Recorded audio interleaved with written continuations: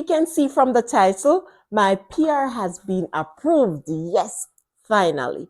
I am doing this video to share with you my story, the pathway I took, and the timeline. I'm also encouraging those who are in Canada or outside of Canada, most importantly in Canada, and are waiting on their PR, especially if they are running out of status. Listen, I can empathize with you. I know the struggles. I know the anxiety. I know the stress. Just go and hold it, my bro. Go and hold it, my sis. It will work out. Trust the process. Just stay with me.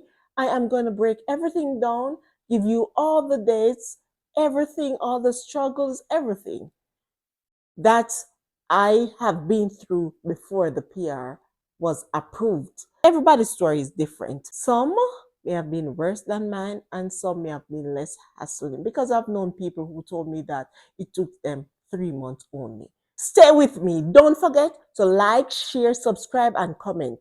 Most importantly, subscribe to the channel and comment down below. I came to Canada July 2023. My husband and I, along with our 3-year-old daughter. My husband got a job opportunity on the Alberta Advantage Immigration Program Rural Renewal Stream. And so we applied for an endorsement from the city. So we needed a letter of endorsement from the city to apply for our provincial nomination.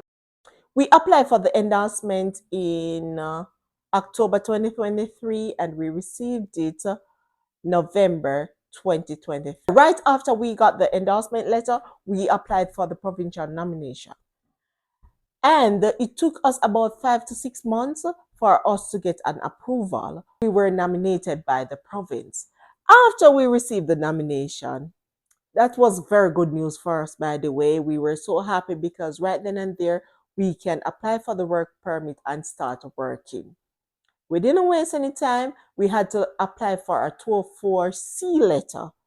And we did just that. And we received the letter about 4 days after. We applied for the letter on the 4th of May 2024 and received it on the 8th of May 2024. No, after we did that, we didn't waste any time. We got a vehicle and we drove almost 10 hours to the border. It's the border of Alberta and Montana, US. We just drove, exit Canada, turn around, enter Canada, and apply for our work permit. We got the work permit on that same very day, which is May the 10th, 2024. We began working right away. Right then and there, we began working. We didn't waste any time. So it took us a few months to apply for the PR. Of course, we have to put the money together for the fee payment. Also, we have to show proof that we are earning, and our pay slip was necessary at that point. On September the 6th, 2024, we submitted the PR application. Now, after we submitted the PR application, within 5 months' time, we got a notification email. And at this point, it wasn't really a good news for us because our application was rejected. They needed additional documents, and it was just something simple, something very simple that I thought they could have just requested the document and have us sent it to them. But no, my daughter was in Jamaica and she was listed as not accompanying at this time, but they still wanted her information. And so I went ahead, gathered all this information. I was a bit stressed, my people. I was a bit stressed. I was not happy about this, but what can I do? I couldn't stress for long. I just have to do what needed to be done. I gathered the information. Also, the nomination letter was expired, so we had to request an extension. We did, and we got back the letter the same day, thankfully, because it wasn't a must that we would have received another letter or an extension. But thankfully, we got that back the same day. So we put all the documentation together and we resubmit our application. The PR application was resubmitted on March 14, 2025. After we resubmitted the PR application, listen, one thing I made sure that I did, I ensured that for every document I resubmit or for every document I submitted, I wrote a letter of explanation, because at this point, work permit is going to be expired in 2026, May 10th. And I can't bother with this back and forth. So I wrote everything. When I needed some additional information, I called IRCC. And when I call IRCC, I note the date, I note the time, and I note the agent that I spoke with. And I put the information also that I was given. Hence me submitting these documents. Because listen, at this time, no time, no. You cannot reject this application right now. After we resubmitted and we were there waiting, it took us almost forever to get an AOR, acknowledgement of receipts. Almost a year. In December of 2025, I had to send a web form asking about the application, as our work permit will be expired on the 10th of May. On January the 27th, 2026, we received the good news. We got our acknowledgement of receipt. January 27, 2026. Why? At that point, it felt like it was the PR in itself that we have received. I was so excited. I'm happy that our application was accepted. After we got the acknowledgement of receipt, everything just started moving quickly for us. Very fast. It went by very quickly. On the same day, we got the letter to pay for our biometrics. We didn't waste any time. We paid for the biometrics right then and there. Same day, same time. On the 4th of February, we got the Biometrics Collection letter. Also, on the 4th of February, we got the invitation to pre-arrival services. Now, we didn't need that because we have already been in Canada and settled in, working everything. So we knew our way around. On the 5th of February, we got the medical request letter.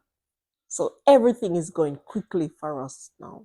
Again, we didn't waste any time. We booked them right away.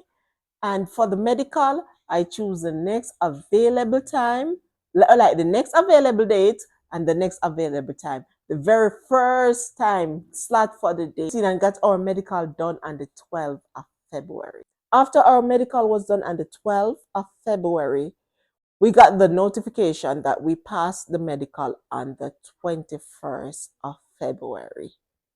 So that wasn't so bad after all, the time period. But we knew that we passed it while we were doing it. And after it was submitted, I just went on my chart and I know that everything was good. So we were all good. On the 10th of February, IRCC started the background check.